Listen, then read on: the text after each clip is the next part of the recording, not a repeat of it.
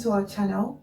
So today we're talking about how to make your relationship work, how to get your relationship stronger. Now this is going to be a series of videos. Today we're talking about communication. Now we think that communication is probably the most important foundational core of any relationship.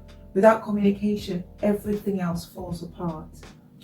We're going to be uploading posts every Tuesday and Friday, so don't forget to hit the subscribe button so you don't miss the next video. So the first topic we're going to deal into today is communication. Good communication in any relationship is basically transferring information from one person to the other, making sure you're clear and succinct. And good communication involves, receiving and passing information from one person to the other. So if there's no understanding, if there's no feedback, with regards to that, what has been said or passed on, then communication hasn't happened. And for any relationship to thrive, to succeed, there has to be good communication. Yes, and communication falls into two main categories, verbal and non-verbal.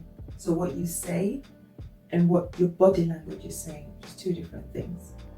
Now within those categories as well, we find that there are more categories, such as people that are more auditory. So what you say, the sounds that you make, the tone of your voice when you talk to them communicates more to them than what you do. Other people are more physical, touching and feeling. That communicates more to them. Other people, it's more eye contact, it's more eye cues, what you're saying through your eyes. And with others, it's more what you do, your actions speak more volume to them than anything else. So if you communicate in a different way to them, then they don't respond. So for example, if they're more auditory with what you say, but your communication to them is what you do, they might not respond to that positively. And vice versa as well. If someone prefers touching, but you're constantly talking or you're saying things that you think they'll react positively to it, they might not react to that as much as if you communicated with them by touching. So for instance, for both of us, we have come to understand that we do have a combination of styles. And for myself, I'm more hearing and touching, while MaryAnn is more talking and doing. And a lot of the times, depending on how each of us is feeling, that will also determine whether communication has happened at that point. Exactly. So it's really important to understand your partner's non-verbal cues, because that will give you an idea of what they will best respond to at that time. Everything boils down to communication. Without communication, you have the tendency to make assumptions. And these assumptions may or may not be based on facts. So in other words, there's a high chance that it could be inaccurate. Yeah, our brain naturally forms assumptions because it's the brain's way of cutting down the work on you need to do, and that's actually proven scientifically. We tend to fall back on past experiences, on how people have communicated, and based on that we make assumptions on what's happening right in front of us, but that could be very wrong about the person you're talking to.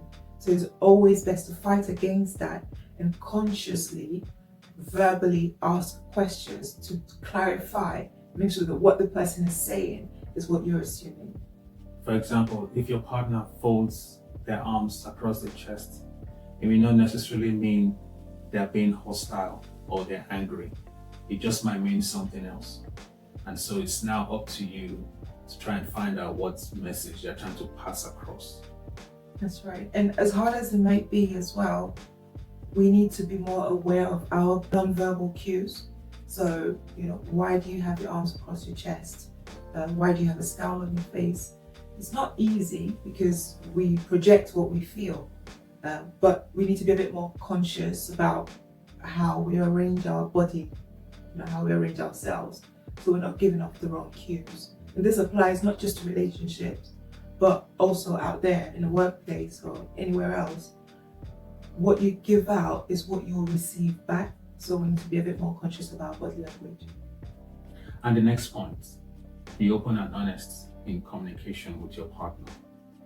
Being open and honest will build trust, and it will give you an opportunity to be able to share what you're feeling at any one time. And because we are all different, there's tendency to be conflict. Conflict is good when it's healthy and manageable. It only gets bad when it's not manageable. So it's very important that during those periods, when you're being honest and as open as you can, use kind words, be compassionate, and try and feel what the other person is saying. Conflict is healthy for a relationship, and the presence of conflict means that there's need for a change, and both of you need to be able to work through that and agree on what changes need to be made. And during those times as well, it's very important that you show compassion by the kind of words you use. This will enhance the quality of your relationship. With regards to your everyday living, communication is very important. And with us, previously, I have worked late and not communicated with MaryAnn as to the fact that I was staying late. And so things like that really impacted on the entire family. But now we talked about it, and I now call or text, as simple as that. And even with regards to shopping, for example, I have also gone out to buy stuff that I felt we needed and then come back home only to find Mary has also done the same thing. And so we also talked about it and came up with an idea of using an app called Family Wall. And what this does for us is everyone goes in there and inputs what they feel or what we feel we need. And on the wall, we can also indicate who is buying what.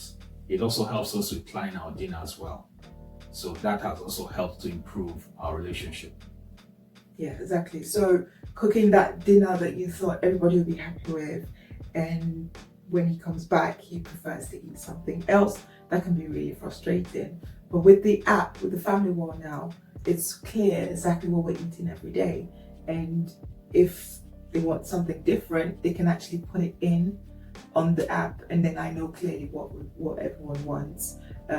You tick off the grocery list as you buy. So if I then go to the shop and I see that bread has already been bought, then I'm not going to buy that again. So it makes communication very clear, and that is a form of communication. You might not be talking to each other verbally, but you're still communicating. And this is very helpful in this day and age where everyone is so busy. It will help you manage your schedules so we don't go butting heads in the family. Timing is very important when you need to speak to your partner. There's no point starting a conversation as soon as they walk in through the door, or when they're really tired and they're ready to sleep and that's when you want to talk. It might not be the right time. I know I do that a lot. But you need to find the right time. Make sure that they are as present as possible to be able to communicate effectively. Sometimes there's the technique as well. You might not go straight into the point. You might start with something else that might interest them before going into what you want to talk about. So some final key points to remember. It's very important when you're communicating with your partner that they understand what you are saying and vice versa. So make time for them. By making time for them, you are telling them, you are showing or indicating that they are priority to you. And I can assure you that it can be degrading or demeaning when your partner is speaking with you or talking with you and you're not present. So during communication, be present in mind and be present physically. That shows to your partner that they are significant to you. Yeah. And also make sure that you're listening to your partner. My pastor always says there's a reason why God gave us one mouth and two ears. We're supposed to listen twice as much as we talk or we speak. Right? So it's very important to actually listen to what your partner is saying and also clarify what you're hearing so you're not making assumptions. Well, I hope you enjoyed this video. If you did and you want to see more of this, please don't forget to like and subscribe. Hit the button down below for more videos. We post a video every Tuesday and Friday, and the next topic is going to be about being each other's course, meaning studying each other. So don't forget to subscribe so that you don't miss that video, and we'll see you next time. Bye.